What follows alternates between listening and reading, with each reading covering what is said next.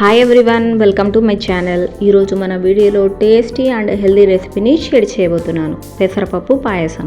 ఎప్పుడు చేసుకునే పాయసంలా కాకుండా ఒకసారి ఈ పెసరపప్పు పాయసాన్ని ట్రై చేయండి. అసలు చక్కెరను వాడకుండా నేను చూపించబోయే కొలతలతో ఒకసారి ఈ పాయసాన్ని ట్రై చేస్తే మళ్ళీ ట్రై చేస్తారు. ఆలస్యం చేయకుండా ఎంతో హెల్దీ అండ్ టేస్టీ అయిన పెసరపప్పు పాయసాన్ని ఎలా ప్రిపేర్ చేసుకోవాలో చూద్దాం. పదండి ప్రాసెస్లోకి అయితే వెళ్ళిపోదాం. ఇప్పుడు ఒక మిక్సింగ్ బౌల్లోకి 1 కప్పు వరకు పెసరపప్పును తీసుకొని తగినన్ని నీళ్ళను అయితే పోసి 2 సార్లు శుభ్రంగా కడిగిన తర్వాత బౌల్ మధ్యలోకి స్ట్రెయినర్ని అయితే ఉంచి పెసరపప్పులోకి అస్సలు నీళ్ళు అనేవి లేకుండా చూసుకోవాలి. ఇప్పుడు కడాయిని స్టవ్ మీద ఉంచి ముందుగా కడిగి పెట్టుకున్న పెసరపప్పును అయితే వేసి డ్రై రోస్ట్ చేసుకోవాలి. ఫ్లేమ్ని లో టు మీడియంలో ఉంచి చక్కగా కలుపుకుంటూ అడుగంటకుండా 10 నుండి 12 నిమిషాల వరకు వేయించుకోవాలి.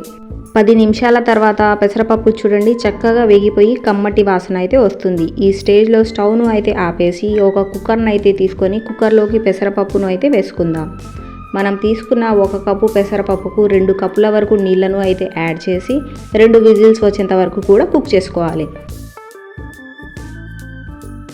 2 విజిల్స్ అయితే వచ్చేసాయి. ప్రెజర్ అంతా వెళ్ళిపోయాక ఒకసారి మూతను తీసి చూద్దాం. చూడండి పప్పు అయితే చాలా చక్కగా కుక్ అయిపోయింది. ఇప్పుడు పప్పు గుత్తితో తీసుకొని మరీ మెత్తగా కాకుండా అక్కడక్కడ పెసరపప్పు పలుకులు ఉండే విధంగా మ్యాష్ చేసుకోవాలి. ఇలా మ్యాష్ చేసుకున్న మిశ్రమాన్ని మరొక బౌల్లోకి ట్రాన్స్ఫర్ చేసుకుందాం.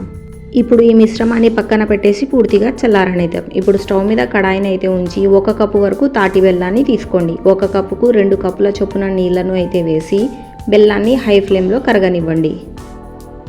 5 నిమిషాలకి బెల్లం పూర్తిగా కరిగిపోయింది. ఇప్పుడు స్టవ్ను అయితే ఆపేసి మనం ముందుగా రుబ్బి పెట్టుకున్న పెసరపప్పు మిశ్రమంలోకి ఈ బెల్లం సిరప్ను అయితే వడగట్టుకొని వేసుకుందాం. వేసుకున్న బెల్లం సిరప్ను పెసరపప్పులోకి బాగా కలిసిపోయేలాగా ఒక 2 నిమిషాల వరకు కలపండి.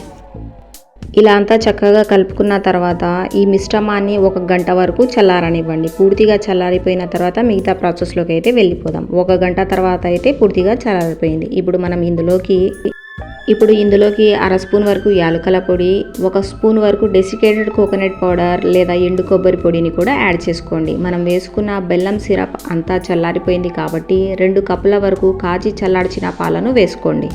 ఇలా వేసుకున్న తర్వాత ఈ మిశ్రమాన్ని అంతా చక్కగా కలపండి.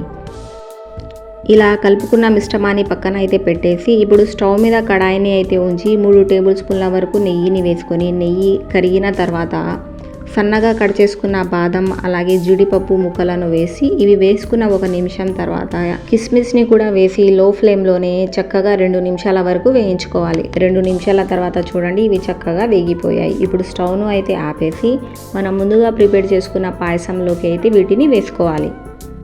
ఇంతే ఫ్రెండ్స్, చాలా ఈజీగా ఇంట్లో ఉండే వాటితోనే సింపుల్గా అలాగే టేస్టీగా హెల్దీగా పెసరపప్పు పాయసాన్ని ప్రిపేర్ చేసుకోవచ్చు.